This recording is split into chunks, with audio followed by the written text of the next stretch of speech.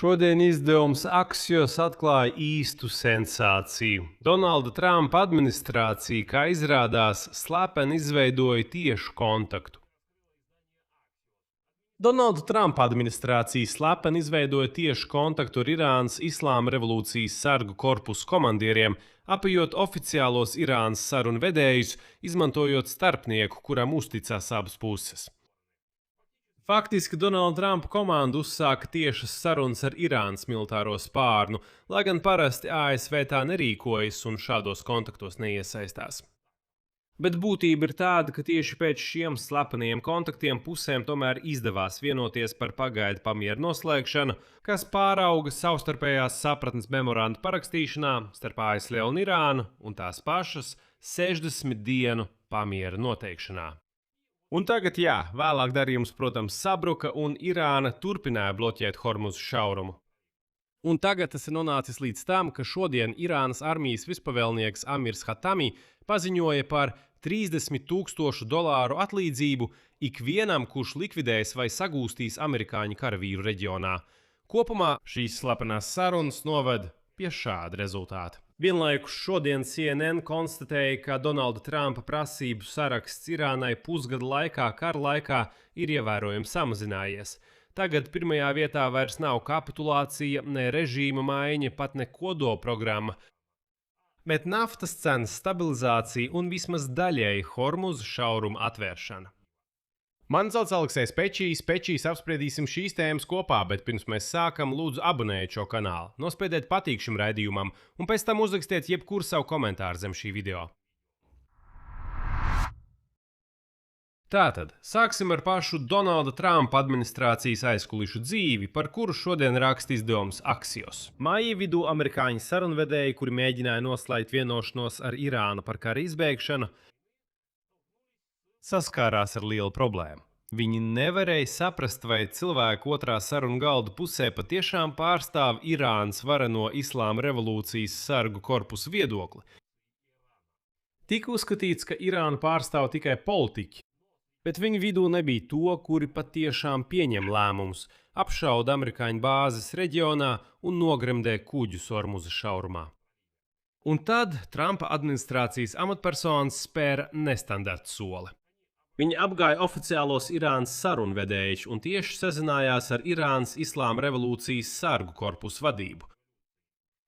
Par cilvēku, kur izvēlējās šim aizkulišu kanālam, kļuva Nečervans Barzani. Viņš ir Irākas Kurdistānas reģionālās valdības prezidents. Viņam bija tas, kas gandrīz nevienam citam nebija. Viņam uzticējās gan Amerikas vadība, gan Irānas Islāma revolūcijas sargu korpusu vadība. Būtībā Amerikas administrācija apgāja visus diplomātijas noteikumus un sāka dialogu ar militāriem, kamēr kameru priekšā notika diplomātu un politiķu sarunas. Kāpēc tas vispār ir svarīgi?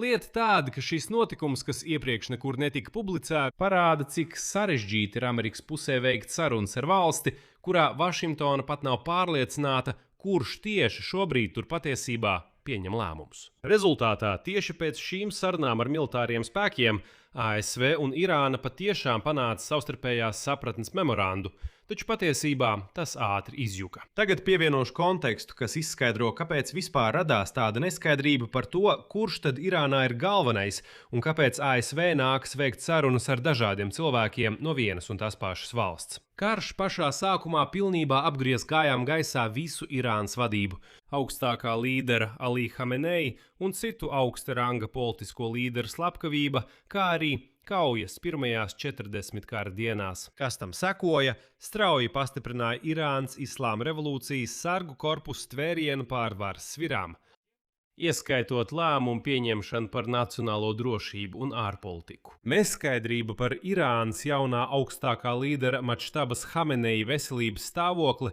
pirmajās kara nedēļās un viņa neparādīšanās publiski vēl vairāk nostiprināja Islāma revolūcijas sargu korpusa vadības pozīcijas. Chronoloģija ir šāda. Pēc uguns pārtraukšanas 8. aprīlī un samita Islamabādā dažas dienas vēlāk ASV un Irāna mēģināja vienoties par kara izbēgšanu. Maija sākumā Baltijā namā sajūta, ka darījums ir gandrīz noslēgts, ka to tūlīt parakstīs, taču Irāna, kā atceraties, kavējās ar atbildi vairāk nekā 10 dienas. Un tad amerikāņu sarunvedēji sāk aizdomāties, ka Irānas sarunvedēji, proti parlamenta spīkers Mohameds Bagīrs Galibafs un ārlietu ministrs Abbas Arakči, patiesībā nav reāli pilnvaru noslēgt darījumu, un viņu lēmumu jebkurā gadījumā atceļ Irānas Islāma revolūcijas sargu korpuss. It kā viņi būtu piekrituši, bet nav garantijas, ka pārējie Teherānā ir viensprātis.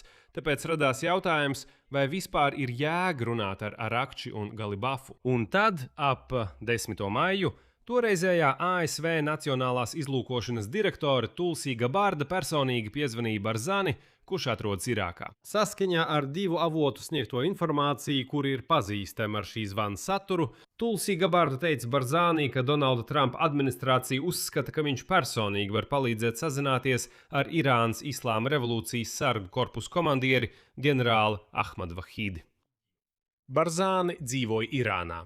Irānas un Irākas kara laikā un studēja Teherānas universitātē, brīvi runā persiešu valodā un personīgi pazīst daudzus augsta ranga Irānas režīmu locekļus, tostarp Islāma revolūcijas sargu korpusu vadību.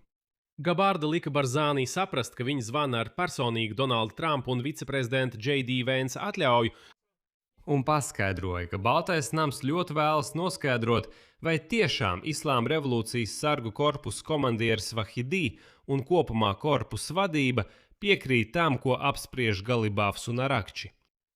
Vai viņiem tomēr ir citas idejas un prasības, nevis tās, kuras izsaka politiķi? Jo starpniekiem neizdevās tieši sazināties ar Vahidi, tāpēc amerikāņi saka, mēs nesaprotam, vai jūs visi esat vienoti viedoklī, vai tomēr tas atšķiras. Barzānī piekrita un sazinājās ar saviem kontaktiem Islāma revolūcijas sargu korpusā. Barzāni vienojās par tiešu kontaktu ar ģenerāli Vahidi, un jau 14. maijā, kas ir virsnieks, ieradās Barzāni birojā Erbīlā, Irākas Kurdistānas galvaspilsētā, ar šifrētu tālruni drošam zvanam. Un tieši šī telefona zvana laikā Barzāni tieši pajautāja Vahidi, vai viņš, kā Irānas Islāma revolūcijas sargu korpusu komandieris, piekrīt Irānas sarunvedēju Rakči un Galibafa pozīcijai. Irānas ģenerālis atbildēja, ka jā, viņš pilnībā tos atbalsta un ka tā ir arī Islāma revolūcijas sargu korpusu pozīcija. Un kā vēlāk stāstīja Barzāni, Vahidi paziņoja, mēs dodam priekšroku atrisināt šo krīzi sarunu ceļā. Uzreiz pēc sarunas Barzani piezvanīja Gabardai un nodeva viņai atbildi. Viņa ziņoja Baltajam namām, ka kas ir piekrīt mieram. Pēc tam Trumpa administrācija izvirzīja jaunu priekšlikumu – organizēt caur to pašu Barzāni slepenas sarunas starp augstākajiem ASV un Irānas sarunvedējiem tieši Irbilā. Sanāksim tur slepeni un veiksim tiešas sarunas. Irāņi neizslēdza šādu variantu, taču baidījās par savu drošību. Viņi uzskatīja, ka Izraēlas izlūkdienestam ir daudz aģentu, un baidījās, ka izrēlieši mēģinās viņus nogalināt Erbilā vai pa ceļam turp. Rezultātā tikšanās tā arī nenotika. Un šobrīd Pakistānas un Kataras startnieki turpina nodot ziņas starp ASV un Irānu, taču bez būtiska progresa. Saskaņā ar reģionālajiem avotiem, daļa no viņiem uzskata, ka pakistānieši sniedz optimistiskākus ziņojumus nekā sarunas patiesībā attaisno. Viņi cenšas radīt kustības sajūtu, kas varētu pārraut šo strupceļu. Un Barzāni pēdējā laikā pats ir sūtījis ziņojumu Baltajam namam, piedāvājot palīdzību sarunu atsākšanā. Un lūk, Brets Magerks, kurš ir tuvo austrumu padomnieks 4 ASV prezidentiem, it kā apkopoja visu šo stāstu. Tālāk seko viņa citāts. Lieta nav startniekā.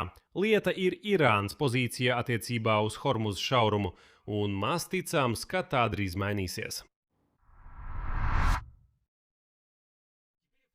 Tagad otrā šodienas ziņu daļā ir analīze par to, kā 6 mēnešu kara laikā Donalda Trumpa mērķi ir ievērojami samazinājušies. Sākotnēji šī konflikta sākumā, šī gada februārī, Donalda Trumpa administrācija izvirzīja absolūti maksimālistiskus mērķus. Tas ir pilnīga un bezjēruna Irānas kapitulācija, režīma maiņa, garantija, ka Irāna nekad neiegūs kodolieročus, un Teherānas atbalsta pārtraukšana proksija grupām, piemēram, Hizbullai. Plus, piektais nosacījums ir raķešu programmas un bezpilota lidaparātu programmas samazināšana, vismaz samazināšana. Bet Kram ilgstot jau 6. mēnesi, šis mērķu saraksts ievērojami mainījās un samazinājās. Ziniet, tas saruka. Zīmīgs brīdis bija ASV viceprezidenta J.D. Vansa intervija Fox News ceturtdien, 14. augustā. Zīmīgs. Uz jautājumu, ar ko šis karš varētu beigties, viņš nosauca jau tikai 2 mērķus. Un tālāk citēju J.D. Vansu. Pirmais mērķis ir nodrošināt, lai Persijas līča valsts turpinātu piegādāt naftu un gāzi pasaules ekonomikai, lai mums būtu stabilas enerģijas cenas. Tas ir pirmais mērķis. Saglabāt lētas naftas un gāzes cenas amerikāņiem visā valstī. Un tālāk viņš piebilst. Un, protams, otrais mērķis ir nodrošināt, lai Irāna nekad neiegūtu kodolieročus.